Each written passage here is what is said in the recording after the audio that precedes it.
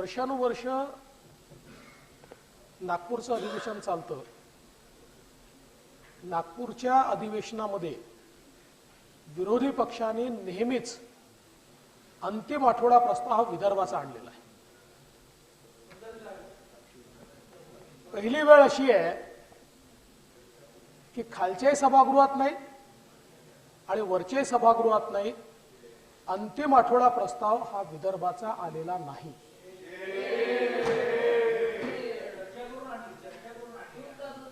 असं नसतं.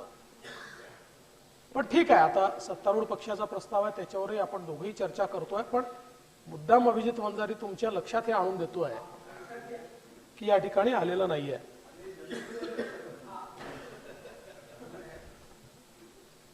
माननीय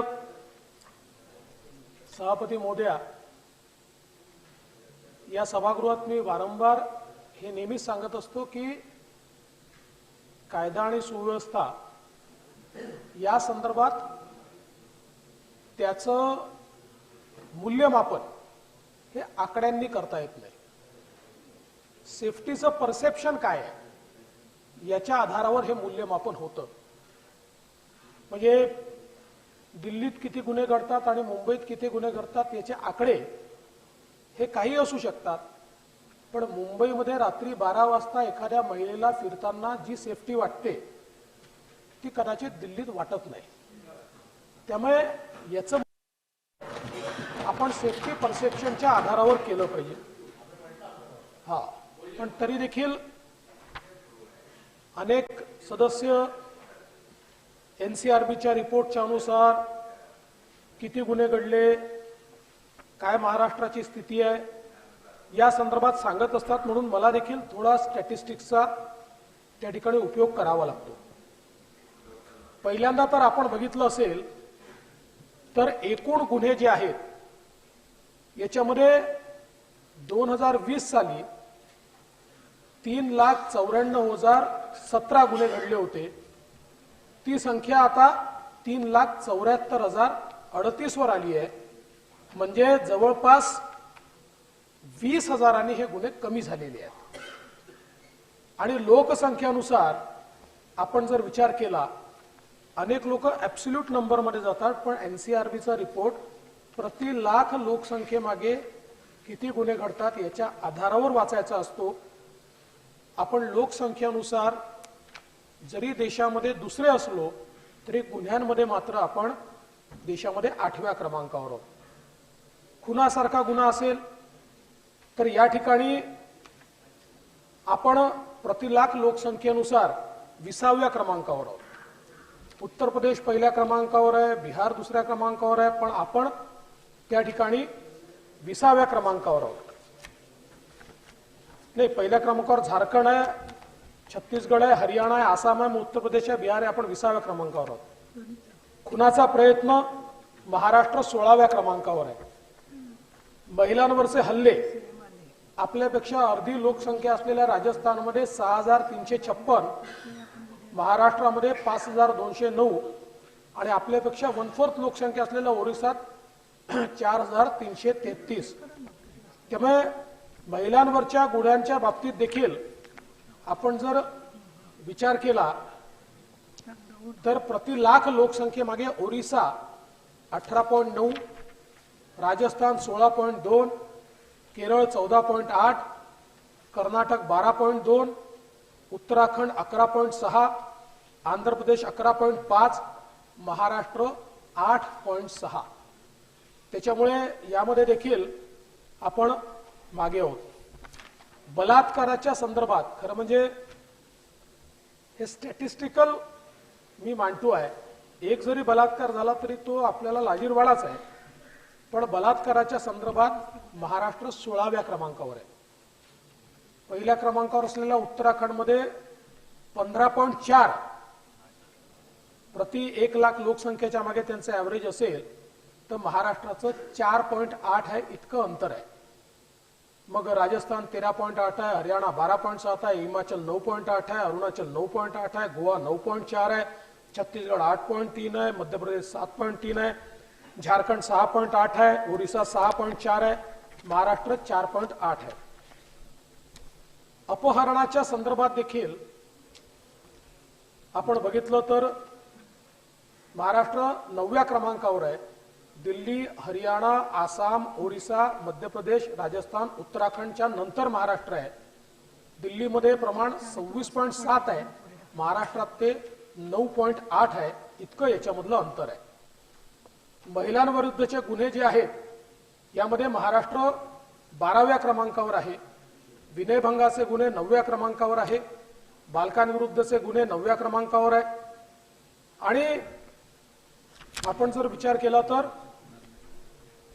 महिला अत्याचाराचे प्रकरण हाताळण्यासाठी 27 विशेष न्यायालय, 86 जलदगती न्यायालय आणि 138 फास्ट ट्रॅक कोर्ट या ठिकाणी आपण तयार केलेले आहेत.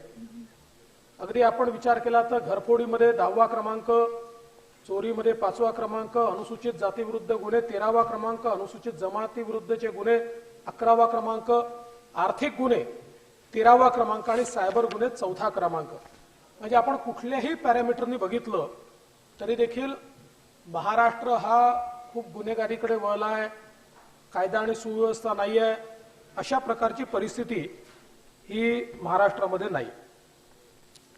आता खरं म्हणजे आपण जर या ठिकाणी बघितलं तर विशेषतः नार्कोटिक्स हा एक अत्यंत महत्वाचा विषय आहे. आणि आपण बघा, नार्कोटिक्समध्ये 2020 साली 5321 आरोपींवर कारवाई झाली होती. आता आपण 13,125 आरोपींवर कारवाई केली आहे. आणि गेल्या 2 वर्षातली कारवाई जर आपण बघितली, 24,000हून अधिक आरोपींवर आपण कारवाई त्या ठिकाणी केली आहे. कारण नार्कोटिक्सच्या संदर्भात आपण झिरो टॉलरन्स अशा प्रकारचा त्या ठिकाणी एक विषय हातामध्ये घेतलेला आहे. आणि त्या माध्यमातून मोठ्या प्रमाणात आपण कारवाई ही नार्कोटिक्सची या ठिकाणी करतो. मला या निमित्ताने सांगायचं आहे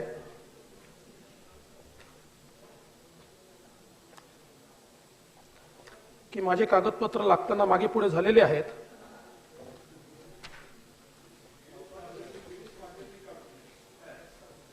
आणि मुख्य कागद त्यातला हरवलाय, पण काही हरकत नाही. मला या निमित्ताने सांगायचं आहे की मुंबई सारख्या ठिकाणी आपण नार्कोटिक्सवर जी कारवाई केली त्याच्यामध्ये 4000 किलो ड्रग्ज आपण त्या ठिकाणी हस्तगत केलेले आहेत. आणि जवळपास ते ड्रग्ज नुसते हस्तगत केले नाहीत तर ते आपण निकाली काढले आहेत. मुंबईमध्ये 2400च्या वर ज्या पानटपऱ्या, ज्या ठिकाणी शाळा कॉलेजेसच्या जवळ आपण एक त्या ठिकाणी मोहीम चालवली की ज्या ठिकाणी संशय होता की इथनं मुलांना काही ना काही ड्रग्सचा वगैरे पुरवठा होतो, अशा 2400 पानटपऱ्या या त्या ठिकाणी आपण नष्ट केलेल्या आहेत. आणि त्यामुळे त्याच्यावर कारवाई जी आहे ती झालेली आपल्याला पाहायला मिळते. नागपूरच्या संदर्भात देखील ड्रग फ्री नागपूर अशा प्रकारचा उपक्रम सुरू करण्यात आलेला आहे. या उपक्रमाच्या अंतर्गत 426 गुन्हे दाखल केले आहेत. 534 आरोपींना अटक करण्यात आली आहे. 4,70,00,000 रुपयाच्या किमतीचा अंमली पदार्थ हा त्या ठिकाणी जप्त करण्यात आला आहे. नार्को इंटेलिजन्स युनिट तयार करण्यात आलेला आहे. 4 नार्कॉप मोबाईल वाहनांनी पेट्रोलिंगची व्यवस्था केली आहे. 1150 ड्रग पेडलर्स यांचे डोझियर्स तयार केले आहेत. 22 हॉटस्पॉट त्या ठिकाणी आपण निवडलेले आहेत. आणि प्रोएक्टिव्ह कारवाई इंटेलिजन्सच्या आधारावर या ठिकाणी मोठ्या प्रमाणात चाललेली आहे. त्यामुळे मला या निमित्ताने सांगायचं आहे की ड्रग्सच्या प्रकरणात मोठ्या प्रमाणात कारवाई ही आपल्या सरकारच्या माध्यमातून त्या ठिकाणी आपण करतो. खरं म्हणजे आता ललित पाटील प्रकरणामध्ये मी सगळा खुलासा यापूर्वी देखील केलेला आहे, पुन्हा मी रिपीट करणार नाही.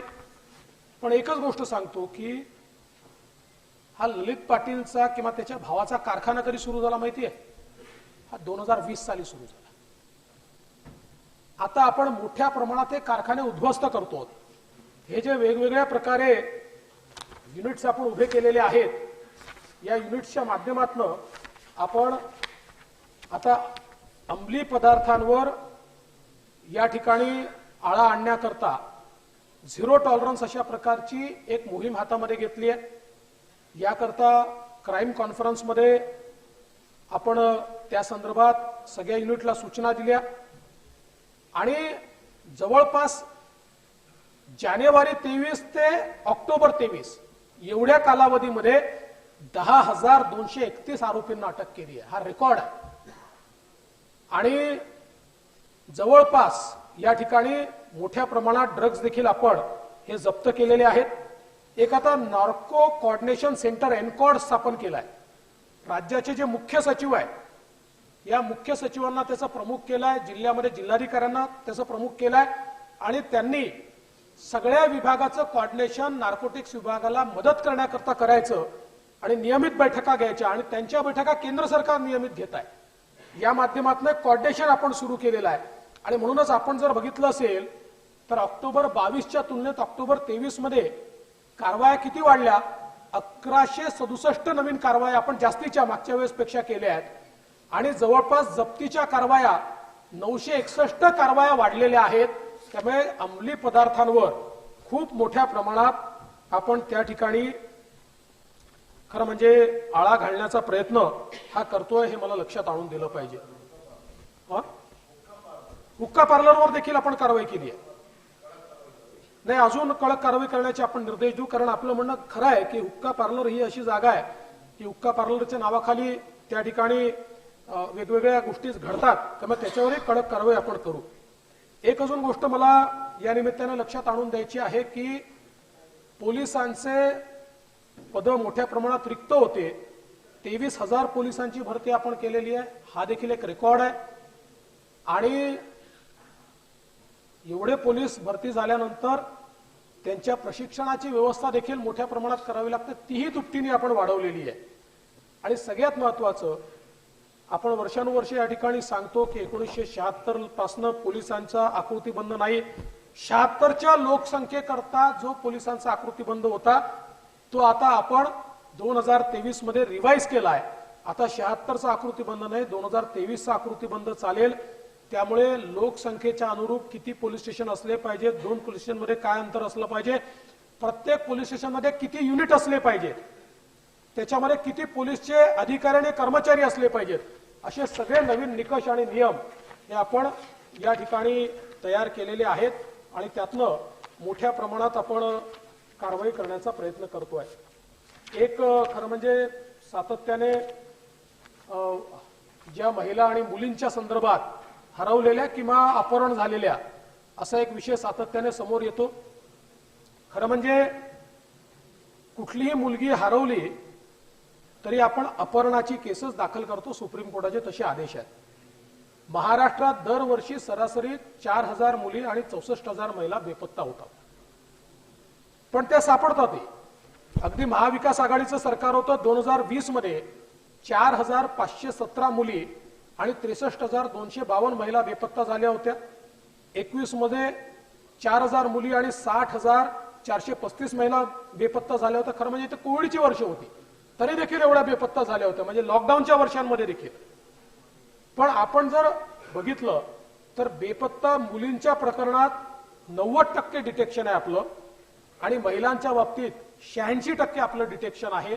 आणि हे नंतर वाढत जातं, कारण 6 महिन्यांनी, वर्षभरानी, 1.5 वर्षांनी आपण हे स्टॅटिस्टिक्स एका वर्षाचं देतो.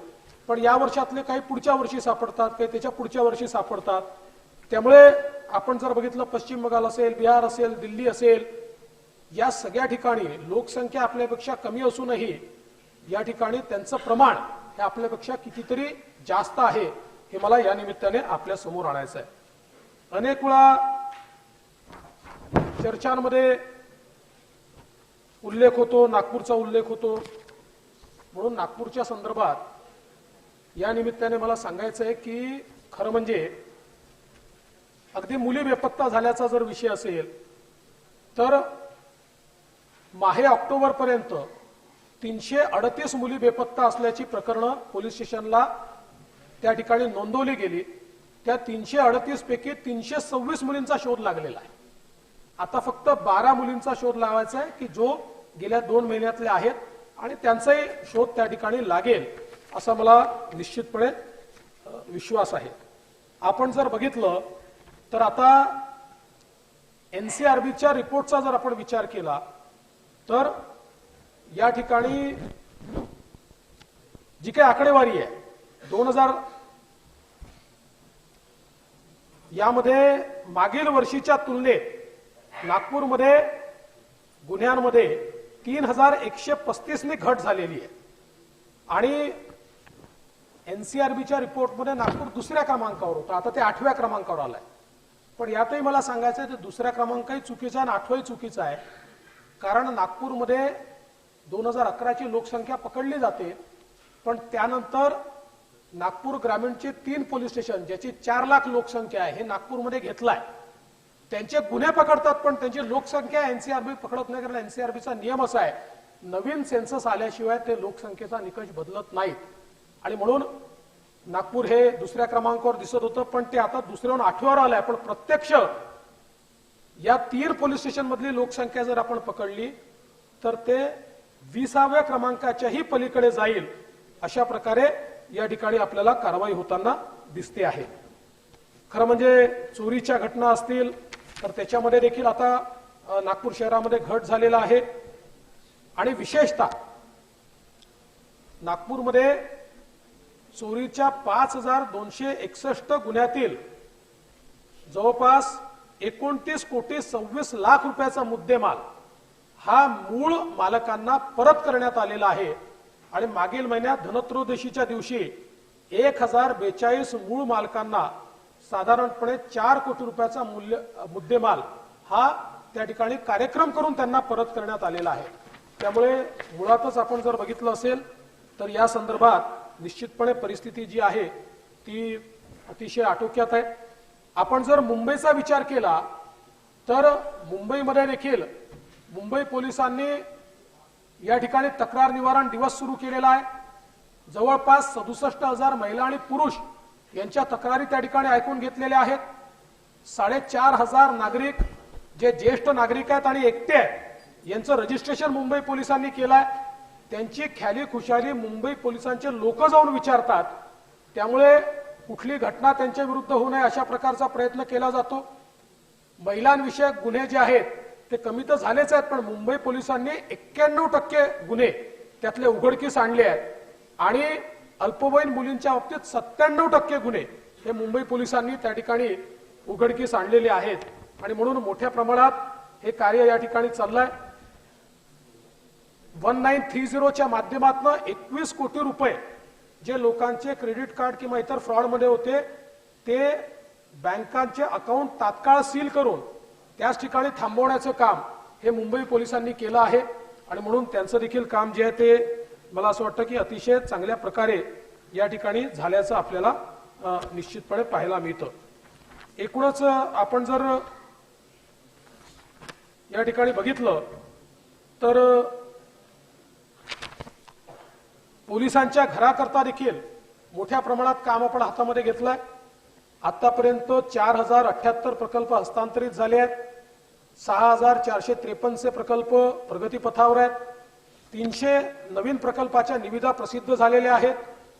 4541 प्रकल्प हे निविदा स्तरावर आहेत आणि नियोजन स्तरावर आता साधारणपणे 21,148 आणि यासोबत 187 पोलीस ठाणे, 46 प्रशासकीय इमारती, 305 सेवा निवासस्थाने याला देखील आता आपण नव्याने मान्यता दिली आहे. या दरम्यान नवीन आकृती बंधाप्रमाणे 187 पोलीस ठाण्यांना आपण नव्याने मान्यता दिलेली आहे, ज्यामध्ये अमरावती क्षेत्रात 47, नागपूर क्षेत्रात 28, पुणे क्षेत्रात 18, कोकण क्षेत्रात 20, छत्रपती संभाजीनगर क्षेत्रात 52 आणि नाशिक क्षेत्रामध्ये 22 अशा प्रकारचे नवीन पोलीस ठाणे आपण दिलेले आहेत. प्रशासकीय इमारतींना 319 कोटीची मंजुरी दिली आहे आणि सगळ्यात महत्त्वाचं की पोलीस गृहनिर्माणाकरता जी काही तरतूद होती ती आता दुप्पट करण्यात आली आणि यावर्षी आपण जवळपास 802 कोटी रुपये हे त्याकरता निश्चितपणे दिलेले आहेत. पोलीस भरतीच्या संदर्भात मी सांगितलंय. सीसीटीव्हीच्या संदर्भात आता आपण अमरावती, नांदेड आणि ठाण्याच्या डीपीआरला मंजुरी दिलेली आहे. त्यामुळे त्या ठिकाणी देखील मोठ्या प्रमाणात काम जे आहे हे चाललेलं आहे. पोलीस दलाचा तणाव कमी करण्याकरता देखील ज्या उपाययोजनात आता मी त्या सांगून जास्त वेळ घेत नाही, कारण दुसऱ्याही चर्चेला हे द्यायचे आहेत, पण मोठ्या प्रमाणात विशेषतः पोलिसांचं त्यांचं आरोग्य ठीक राहावं म्हणून आपण वेगवेगळ्या योजना सुरू केलेल्या आहेत. त्यांना 8 तासाची ड्युटी मिळावी याकरता आपला प्रयत्न आहे. 55 वर्षाच्या वरचे जे पोलीस आहेत त्यांना तर 8 तासाचीच ड्युटी दिली पाहिजे अशा प्रकारचा प्रयत्न आपण त्या ठिकाणी करतो आणि हळूहळू सगळ्याच पोलिसांची ड्युटी ही 8 तासावर कशी आणता येईल अशा प्रकारचा आपला प्रयत्न हा या निमित्ताने चाललेला आहे. सभापती महोदय, मराठा आरक्षणाच्या संदर्भातले जे काही आंदोलनं झाली त्यातले जे खटले आहेत यामध्ये एकूण 548 खटले दाखल झाले होते. त्यातले 175 खटले हे महासंचालकांच्या लेवलवर फायनल केले. 324 शासनाच्या लेवलवर आपण पाठीमागे घेतले आहेत. 2 शासनाने अमान्य केले आहेत. न्यायालयातनं प्रत्यक्ष 286 परत झालेले आहेत. 23 न्यायालयाच्या आदेशाकरता प्रलंबित आहेत.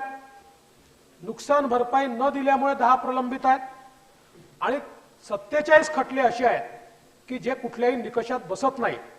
त्यामुळे जवळपास 90% जास्त खटले हे आता या ठिकाणी आपण परत घेतलेले आहेत.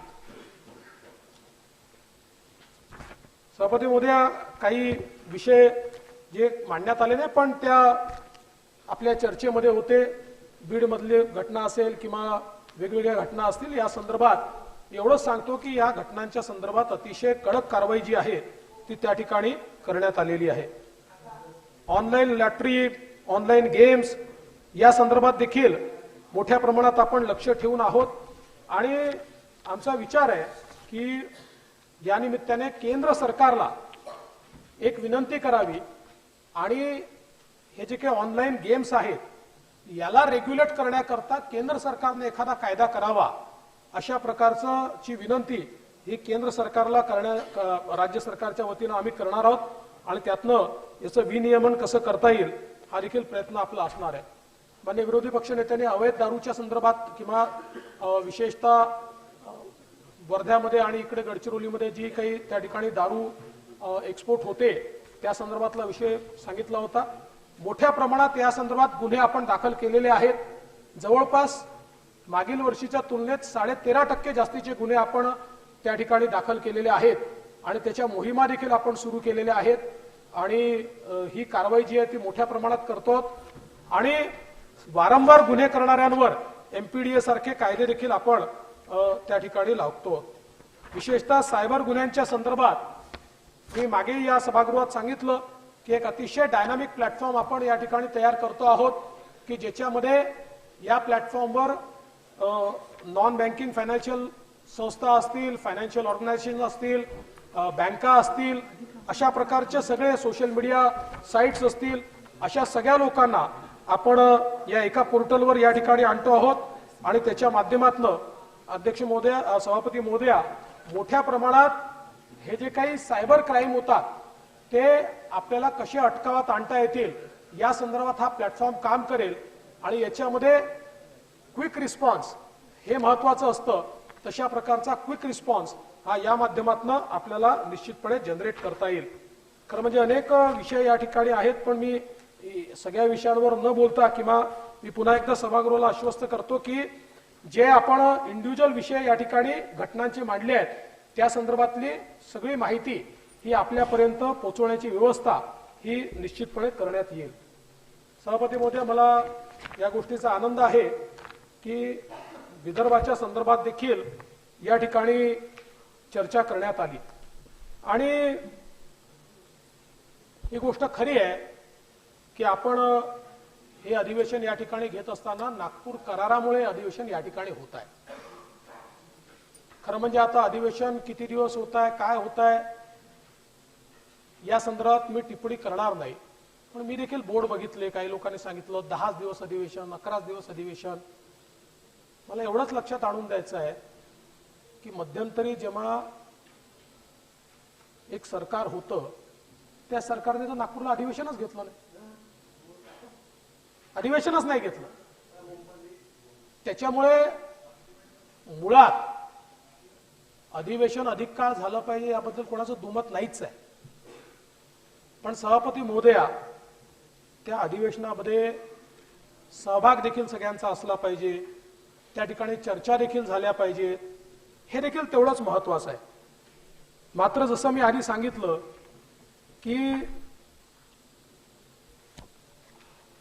या अधिवेशनामध्ये आमची अपेक्षा होती की विरोधी पक्षाच्या वतीनं विदर्भाच्या विकासाच्या संदर्भातला प्रस्ताव यावा, पण तो काही आला नाही.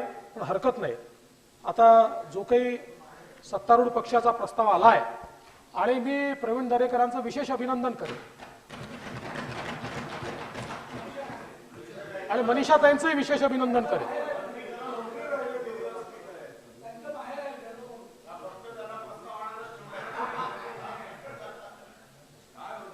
आमच्या पक्षामध्ये मंत्र्यापेक्षा महामंत्री मोठा असतो.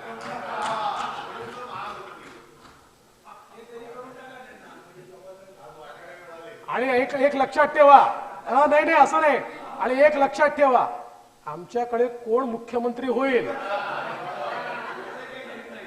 त्यामुळे सगळ्यांनी आशा ठेवायची. हर एक के अच्छे दिन आएंगे.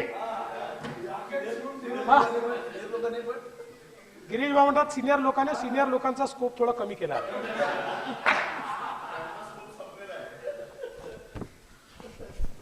पण खरं म्हणजे आपण जर बघितलं तर या ठिकाणी मोठ्या प्रमाणात विदर्भाच्या विकासाच्या संदर्भात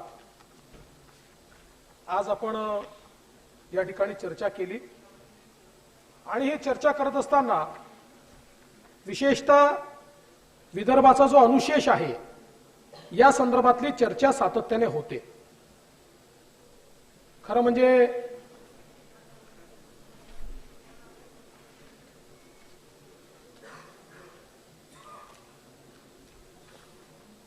जलसंपदाच्या संदर्भात ही गोष्ट खरी आहे की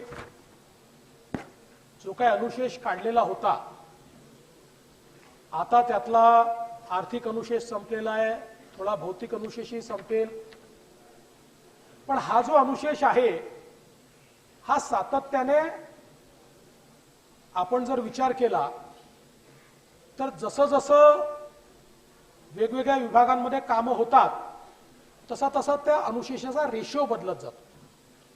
आज आपण जो म्हणतो की अनुशेष आपण त्या ठिकाणी संपवलेला आहे किंवा तो भौतिक अनुशेष या ठिकाणी किंवा आर्थिक अनुशेष संपलेला आहे, हा इंडिकेटर बॅकलॉग समितीचा आहे.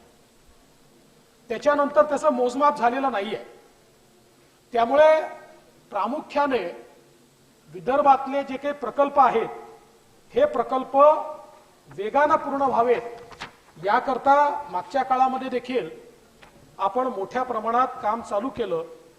आणि मी विशेषतः देशाचे पंतप्रधान माननीय नरेंद्र मोदीजी यांचे आभार मानतो की मोदीजींनी ज्यावेळेस मी त्यांच्याकडे गेलो आणि हा सगळा विदर्भाचा मुद्दा मांडला, मोदीजींनी फक्त महाराष्ट्राकरता, ज्याच्यामध्ये 80% विदर्भाचे प्रोजेक्ट आणि 20% बाकीचे प्रोजेक्ट आहेत,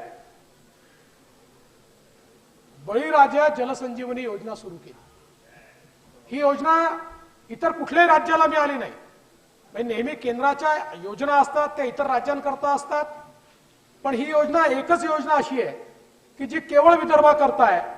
आणि या योजनेच्या अंतर्गत जवळपास 90 प्रोजेक्ट विदर्भातले याला केंद्र सरकारने त्या ठिकाणी निधी देण्याचं कबूल केलं. हा मराठवाड्याची आहे. म्हणजे आपण विदर्भ, मराठवाडा आणि पश्चिम महाराष्ट्रातले काही प्रोजेक्ट घेतले, त्याच्यामध्ये दुष्काळी आणि आत्महत्याग्रस्त असा निकष ठेवला आणि माननीय पंतप्रधानांकडे गेलो आणि त्यांनी त्याला मान्यता दिली. आज आपण पाहू शकतो की अगदी नुकताच, म्हणजे मी जुन्या याच्यात जात नाही, पण आता जुलै 2022 म्हणजे हे सरकार आल्यानंतर काय घडलंय, त्याच्या आधीचं तर मी सांगितलं तर खूप आहे. 5 वर्ष जेव्हा मी मुख्यमंत्री होतो तेव्हा विदर्भ हा फोकसमध्येच होता आमच्या, त्याच्यामुळे अनेक गोष्टी झाल्या.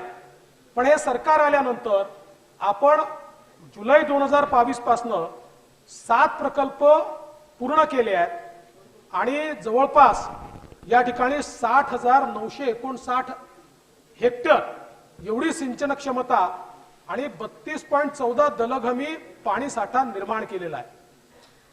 अनुशेष निर्मूलन कार्यक्रमाच्या अंतर्गत 18,784 हेक्टर एवढं अनुशेषाचं निर्मूलन हे केवळ जुलै 2022 नंतर केलेलं आहे. म्हणजे हे नवीन सरकार आल्यानंतर, मी जुनं सांगतच नाहीये, हे नवीन सरकार आल्यानंतर आपण केलंय. 29 प्रकल्पांना सुधारित प्रशासकीय मान्यता दिलेली आहे आणि त्यामुळे रखडलेल्या सिंचन प्रकल्पाला गती मिळालेली आहे. आणि मला दुर्दैवाने सांगावंसं वाटतं, 29 प्रकल्पाची सुधारित प्रशासकीय मान्यता 2020 पासून प्रलंबित होती, पण त्यातल्या एकही प्रकल्पाला मान्यता मिळाली नाही. या सगळ्या प्रकल्पांना आपण मान्यता दिली आहे आणि आता 41 प्रकल्पांचे प्रस्ताव हे आपण अजून नव्याने तयार केलेले आहेत की जेणेकरून मोठ्या प्रमाणात विदर्भातला एकही प्रस्ताव आता फेर प्रशासकीय मान्यतेविना राहणार नाही, अशा प्रकारचं नियोजन या ठिकाणी केलं आहे. महामंडळाअंतर्गत जुने धरण आणि कालवे प्रणालीची दुरुस्ती आणि ते दुरुस्ती न केल्यामुळे पाणी लाभ क्षेत्रात शेवटच्या भागात पोहोचू शकत नव्हते. अशा प्रकरणी धरण आणि कालव्याची विशेष दुरुस्ती कार्यक्रम राबवण्यात आला. काय चिठ्ठी आणली रे बाबा?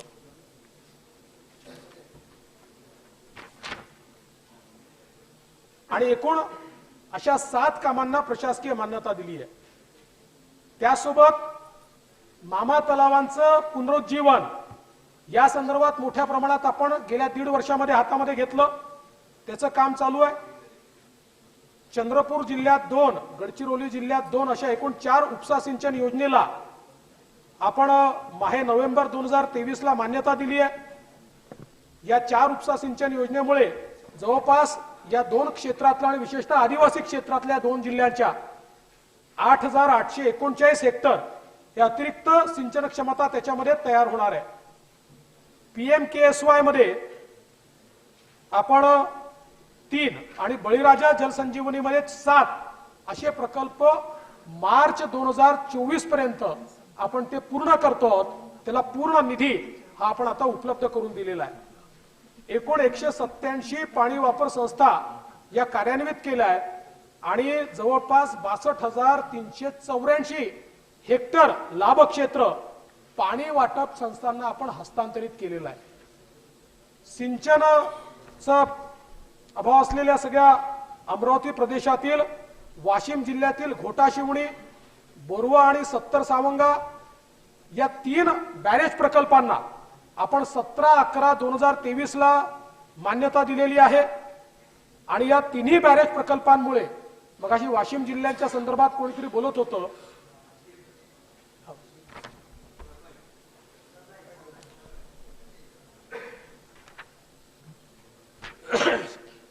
सरनाईक साहेब सांगत होते, मुळातच वाशिम जिल्हा असा आहे की या ठिकाणी हा रिजवरचा जिल्हा आहे.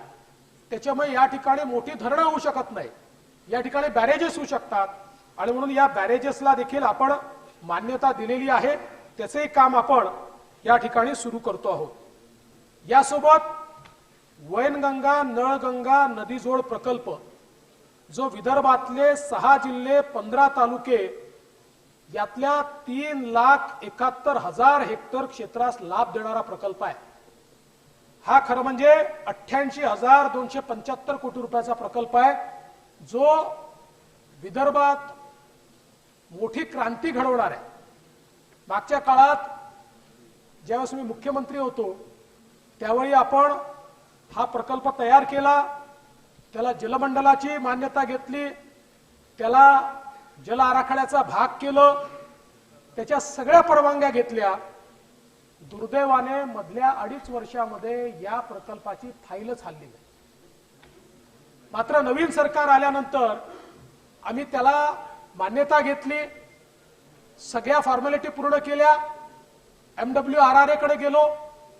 MWRRA ने सांगितलं की डिपेंडेबिलिटी ही 67% याची तुम्ही केली पाहिजे.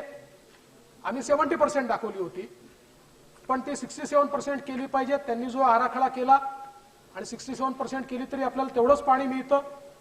त्यामुळे त्या संदर्भात पुन्हा फेर मांडणी त्याची करून 67% डिपेंडेबिलिटी सोबत आता तो प्रस्ताव पुढच्या कॅबिनेटला आम्ही घेतोय, त्याला मान्यता देतोय आणि त्यानंतर MWRRA ची मान्यता घेऊन 2024 साली वैनगंगा नळगंगा प्रकल्पाचं टेंडर काढण्यात येईल आणि त्याचं काम हे सुरू करण्यात येईल।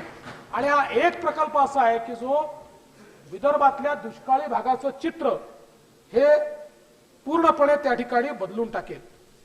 खरं म्हणजे एक गोष्ट लक्षात मला आणून द्यायची आहे, जिगाव सारखा प्रकल्प आहे, 1710 कोटी रुपयाच्या किमतीच्या या प्रकल्पाला मंत्रिमंडळाने मान्यता दिली आणि जून 25 पर्यंत या प्रकल्पाचा पहिला टप्पा पूर्ण करून 45,000 हेक्टर जमिनीला त्या ठिकाणी बुलढाणा जिल्ह्यामध्ये आपण त्याचं सिंचनाचा लाभ हा निश्चितपणे देणार आहोत। आणि सगळ्यात महत्त्वाचं, आता जे 23-24 जे आपण अर्थसंकल्प जो सादर केला होता, या अर्थसंकल्पामध्ये विदर्भातल्या प्रकल्पांकरता 5,666 कोटी रुपये हे आपण त्या ठिकाणी दिले आहेत आणि परत पुरवणी मागण्यांमध्ये पैसे दिलेले। त्यामुळे मला असं वाटतं की मोठ्या प्रमाणात हे सरकार आल्यानंतर विदर्भातल्या प्रकल्पांना त्या ठिकाणी मदत जी आहे ती मदत झालेली आहे। आज आपण पाहू शकतो गोसेखुर्द सारखा प्रकल्प तो पूर्णत्वास आपण नेतोय। 1500 कोटी रुपये आपण गोसेखुर्दला यावर्षी दिलेले आहेत आणि आमचा विश्वास आहे की 24च्या शेवटी किंवा 25 मध्ये हा प्रकल्प पूर्ण होईल। अर्थात नवीन मागण्या येतात, आज जेवढा प्रकल्प कन्सिव्ह केलाय तो प्रकल्प आम्ही 24च्या शेवटी किंवा 25 मध्ये पूर्ण करून टाकू। नवीन मागण्या आल्या तर कदाचित त्याला जास्तीचा वेळ लागेल, पण प्रकल्प पूर्ण करण्याकरता आता कुठलीही त्याच्यामध्ये पैशाची कमतरता नाहीये। एकूण जर आपण विचार केला तर मी मगाशी बळीराजाचं सांगितलं, 92 प्रकल्पापैकी 24 प्रकल्प यावर्षी आपण पूर्ण करणार आहोत। 1,35,000 हेक्टर जमीन त्याच्यामुळे येणार आहेत। प्रधानमंत्री कृषी सिंचनाचे 7 प्रकल्प यावर्षी 1850 कोटी दिले आहेत। बावनथडी, खडकपूर्णा, डोंगरगाव हे तर मागे आपण पूर्ण केलेले आहेत आणि जून 24 मध्ये जे पूर्ण होतील ते निम्न वर्धा, बेंबळा, निम्न पेढी हे प्रकल्प आहेत। तसंच बळीराजाच्या 59 प्रकल्पांकरता 15,800 कोटी रुपये आपण त्यामध्ये दिलेले आहेत। यातनं 1.73 लाख हेक्टर एवढी सिंचन क्षमता ही तयार होणार आहे आणि लघु प्रकल्प जे आहेत ते मार्च 23 पर्यंत आपण 35 लघु प्रकल्प पूर्ण केले आणि 24 पर्यंत 12 अजून आपण त्या ठिकाणी पूर्ण करतो। उद्योगाचा जर आपण विचार केला तर मला या निमित्ताने सांगायचं आहे, हे सरकार आल्यानंतर, मी जुनं सांगतच नाही, हे सरकार आल्यानंतर 1/7/2022 पासून आजवर विदर्भामध्ये एकूण 26 विशाल व अतिविशाल प्रकल्पासाठी 50,595 कोटी रुपयाच्या गुंतवणुकीचे देकार पत्र आपण दिलेले आहेत। यामध्ये मोठ्या प्रमाणात रोजगार निर्मिती होते आहे आणि यापैकी आपल्याला कल्पना आहे की गडचिरोली जिल्ह्यामध्ये लॉयड स्टीलचा जो प्रकल्प आहे त्याच्यामध्ये 21,220 कोटी रुपये एवढी गुंतवणूक त्या ठिकाणी येते आहे। मला या गोष्टीचा आनंद आहे की गडचिरोलीमध्ये कोनसरीला आम्ही ज्यावेळेस पहिला लोह खनिजवर आधारित लोह प्रकल्प दिला आणि त्याला जागा दिली त्यावेळी अनेक लोक शंका व्यक्त करत होते, हे होऊ शकत नाही। मी स्वतः त्यात लक्ष घातलं, आमचे शिंदे साहेब पालकमंत्री तिकडचे होते, मग मी पालकमंत्री झालो, ते मुख्यमंत्री झाले, सुधीर भाऊंनी स्वतः त्या ठिकाणी लक्ष घातलं आणि मला अतिशय आनंद आहे की कोनसरीच्या प्रकल्पाचा पहिला टप्पा पूर्ण झालाय, त्याचं लवकर उद्घाटन होत आहे आणि आता दुसऱ्या टप्प्याची 15,000 कोटीची इन्व्हेस्टमेंट ही त्या ठिकाणी येते आणि जे मी 2016-17 साली सांगितलं होतं की the next steel city of India will be Gadchiroli, आज ते स्वप्न पूर्ण होताना दिसत आहे। इतक्या मोठ्या प्रमाणात त्या इन्व्हेस्टमेंट हे सरकार आल्यानंतर त्या ठिकाणी आपल्याला होताना दिसत आहेत आणि मी तुम्हाला सांगतो की पुढच्या काळामध्ये जर योग्य प्रकारे त्या ठिकाणी कारवाई केली, एकटा गडचिरोली जिल्हा या राज्यामध्ये 50,000 कोटी रुपयाचा महसूल देऊ शकेल एवढं पोटेन्शियल या गडचिरोली जिल्ह्यामध्ये आहे। आणि त्या संदर्भातलं प्लॅनिंग आता गडचिरोलीचं हे आम्ही सुरू केलेलं आहे आणि मला विश्वास आहे केंद्र सरकारला आता आम्ही अजून 5 खाणी मागितलेल्या आहेत, त्या केंद्र सरकारने आम्हाला दिल्या तर एमडीए मॉडेलच्या माध्यमातून जसं ओरिसाचं चित्र बदललं तसंच गडचिरोलीचं विदर्भातलं चित्र।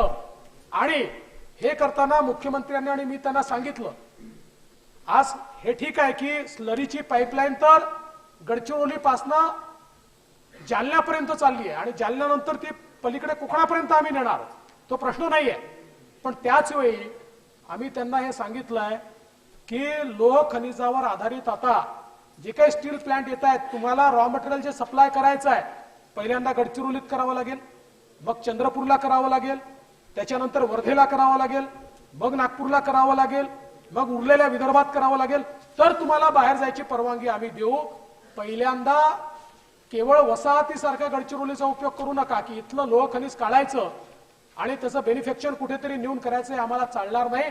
आणि आज ती स्थिती आहे, आज मोठ्या प्रमाणात चंद्रपूर जिल्ह्यामध्ये त्या ठिकाणी इन्व्हेस्टमेंट येते, वर्धा जिल्ह्यात येते, नागपूर जिल्ह्यात येते, तिकडे गोंदियामध्ये काही लोक आता तयारी करतात, त्यामुळे मोठ्या प्रमाणात हे देखील या ठिकाणी सुरू झालेलं आहे, हे मला या निमित्ताने सांगायचं आहे। आज आपण पाहतो की अमरावतीमध्ये पीएम मित्राच्या अंतर्गत केंद्र सरकारने टेक्सटाईल पार्क दिला।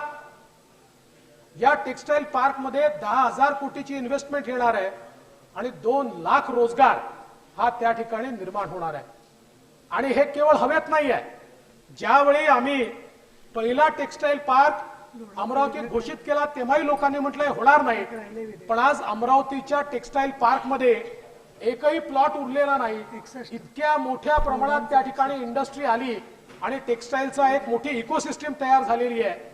ही गोष्ट खरी आहे की तिथे एफ्लुएंट ट्रीटमेंटच्या कॉस्टच्या संदर्भात आता काही तक्रारी आमच्याकडे आल्या आहेत, कालच मुख्यमंत्र्यांची आम्ही चर्चा केली आणि ती जी कॉस्ट आहे ती रिड्यूस करण्याच्या संदर्भात देखील आता आपण मोठ्या प्रमाणात काम करतो।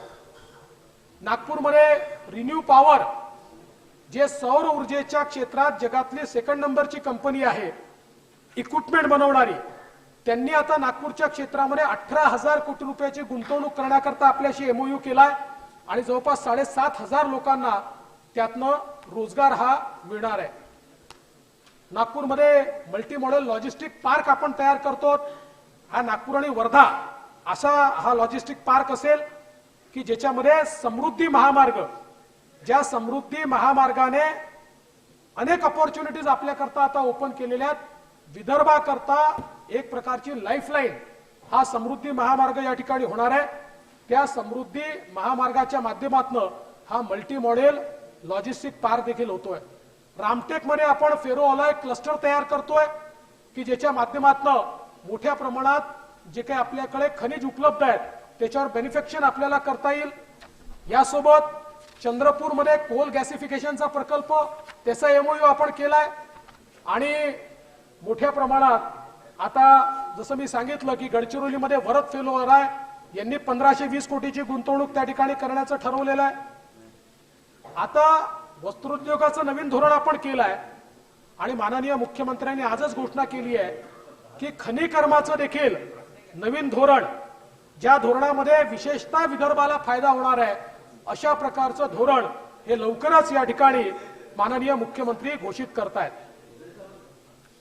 अमरावतीमध्ये आता 4,445 हेक्टर तर नागपुरात 5,685 हेक्टरचं ऍडिशनल संपादन हे आपण या ठिकाणी करतो आहोत आणि मोठ्या प्रमाणात हे काम या ठिकाणी चाललेलं आहे। सगळ्यात महत्त्वाचं, हे सरकार आल्यानंतर विदर्भातल्या ज्या जिल्ह्यांमध्ये शासकीय मेडिकल कॉलेज नव्हतं अशा विदर्भातल्या सगळ्या जिल्ह्यांना शासकीय मेडिकल कॉलेज देण्याचं काम या सरकारने या ठिकाणी केलेलं आहे।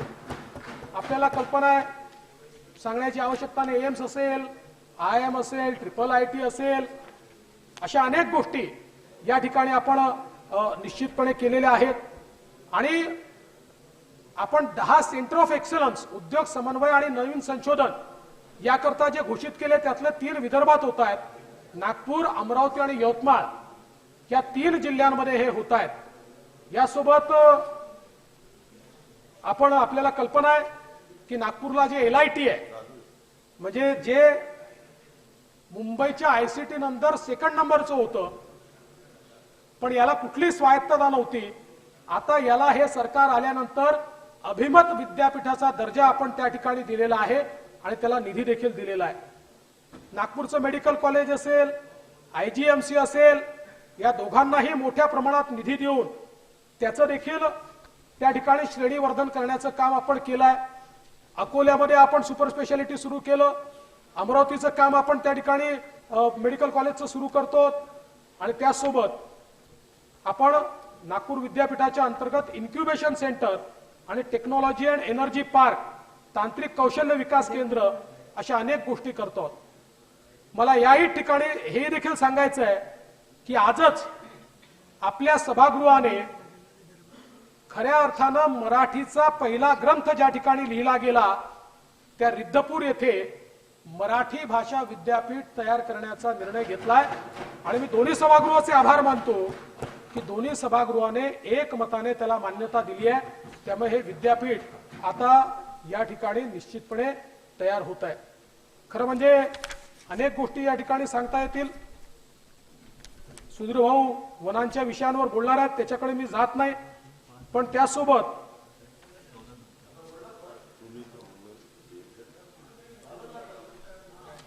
CM साहेबांनी काही महत्वाच्या घोषणा या ठिकाणी केलेल्या आहेत.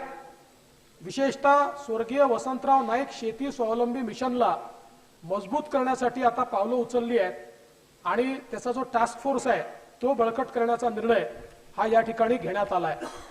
नवं खनिज धोरण जे आहे ते आता अंतिम टप्प्यात आहे. मी मगाशीच सांगितलं, विदर्भातल्या 11 जिल्ह्यांमध्ये 2517 मेगावॅट पवन ऊर्जा प्रकल्प उभारणीचं काम आपण आता त्या ठिकाणी सुरू करणार आहोत. समृद्धी महामार्गामुळे विदर्भ आणि मराठवाडा असे 3 टुरिझम सर्किट हे देखील आपण त्या ठिकाणी तयार करणार आहोत. आणि आपल्याला कल्पना आहे की अंभोऱ्याला देखील एक अतिशय चांगला प्रकल्प आपण त्या ठिकाणी माननीय मुख्यमंत्र्यांनी त्याला मान्यता दिली आणि जवळपास 349 कोटी रुपयाचा प्रकल्प.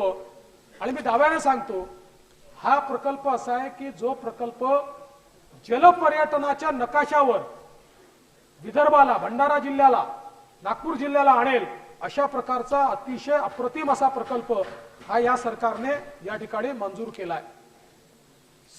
सिंदखेड राजा येथील राजमाता जिजाऊ जन्मस्थळाच्या विकासाकरता आपण निधी उपलब्ध करून दिलाय. लोणार सरोवर पर्यटन विकासाकरता 91 कोटी रुपये दिले आहेत. गोसीखुर्द येथे जागतिक दर्जाच्या जलपर्यटनाचं मी त्या ठिकाणी सांगितलं. त्यासोबत या ठिकाणी विदर्भ आणि मराठवाड्यात कापूस आणि सोयाबीन याच्या मूल्य साखळ्या विकसित करण्यात आल्या आहेत. चालू वर्षी 520 कोटी रुपयाचा कार्यक्रम या ठिकाणी आपण कापूस आणि सोयाबीनच्या मूल्य साखळी या विकसित करण्याकरता या ठिकाणी करतो. यापैकी 238 कोटी हे कापसासाठी आणि 291 कोटी तेलबिया आणि सोयाबीनसाठी या ठिकाणी देण्यात आले आहेत. त्याचबरोबर कापसासाठी 500 आणि सोयाबीनसाठी 270 शेतकरी उत्पादक संस्था, कंपन्या या आपण या ठिकाणी स्थापन करतो. आपल्याला कल्पना आहे की नानाजी देशमुख कृषी समृद्धी प्रकल्प ज्याचा पहिला टप्पा आपण पूर्ण केला. पहिल्या टप्प्यामध्ये पश्चिम विदर्भ आणि मराठवाडा त्यामध्ये होता. पहिल्या टप्प्याचं यश पाहता वर्ल्ड बँकेने स्वतःहून दुसऱ्या टप्प्याला मान्यता दिली. आता या दुसऱ्या टप्प्यामध्ये संपूर्ण विदर्भ आणि संपूर्ण मराठवाडा त्या ठिकाणी आपण घेतलेला आहे आणि 6000 कोटी रुपये या नानाजी देशमुख कृषी समृद्धी प्रकल्पाच्या माध्यमातून आपल्या विदर्भातल्या शेतकऱ्याला त्या ठिकाणी मिळणार आहेत. आपल्याला कल्पना आहे की मागील वर्षी आपण 15,000 रुपये हेक्टरी 2 हेक्टर पर्यंत असा धानाला बोनस दिला होता. या वर्षी तो 15,000 वरनं 20,000 रुपये आपण केलेला आहे आणि 1400 कोटी रुपये हे धानाच्या शेतकऱ्याला त्या ठिकाणी आपण देतो आहोत. खरं म्हणजे आपण जर बघितलं तर वेगवेगळ्या प्रकारे या ठिकाणी वस्त्रोद्योगाचे जे झोन तयार केले आहेत त्या झोन मध्ये आपण 4 झोन तयार केले आहेत. कापूस उत्पादनाच्या आधारावर हे 4 झोन आहेत आणि तिथल्या वेगवेगळ्या सवलती आपण दिलेल्या आहेत. यातल्या झोन क्रमांक 1 मध्ये विदर्भाला ठेवण्यात आलेला आहे. त्यामुळे विदर्भाला त्याचा मोठा फायदा होताना आपल्याला पाहायला मिळेल. खरं म्हणजे अनेक विषय या ठिकाणी मांडण्यासारखे आहेत, पण मी एवढं सांगू इच्छितो की हे सरकार आल्यापासून या सरकारचं विदर्भाकडे पूर्ण लक्ष आहे. जलसंपदाच्या बाबतीत मोठ्या प्रमाणात आपण मंजुऱ्या दिल्या आहेत, पैसा दिलाय, काम आपण करतो. विदर्भातल्या शेतकऱ्याला या ठिकाणी फायदा झाला पाहिजे अशा प्रकारच्या योजना आपण राबवतो. आता तर आपल्याला कल्पना आहे, महाराष्ट्रामध्ये कृषी सौर वाहिनीची योजना आपण सुरू केलेली आहे. मला विश्वास आहे की येत्या 3 वर्षामध्ये विदर्भासहित महाराष्ट्रातल्या शेतकऱ्याला दिवसा 12 तास वीज आपण देऊ शकू अशा प्रकारची व्यवस्था आपण त्या ठिकाणी केली आहे. आणि म्हणून मी मनीषाताई तुमचं आणि प्रवीण भाऊ तुमचं मनापासून अभिनंदन करतो आणि आभार मानतो की तुम्ही विदर्भाची चर्चा या ठिकाणी उपस्थित केली. आणि मला विश्वास आहे इतरही आमच्या विरोधी पक्षांनी देखील चांगले मुद्दे मांडले आहेत. माझ्या बोलण्यात काही मुद्दे कदाचित सुटले असतील, पण चिंता करू नका.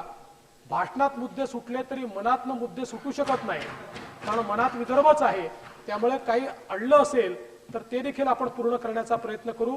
मी एवढंच बोलतो आणि सुधीर भाऊंना काही झाले तुमचे सगळे उत्तर. त्यामुळे आता सुधीर भाऊचे उत्तर मीच दिलंय असं समजून या प्रस्तावावर मी माझं भाषण संपवतो. धन्यवाद. जय हिंद, जय महाराष्ट्र.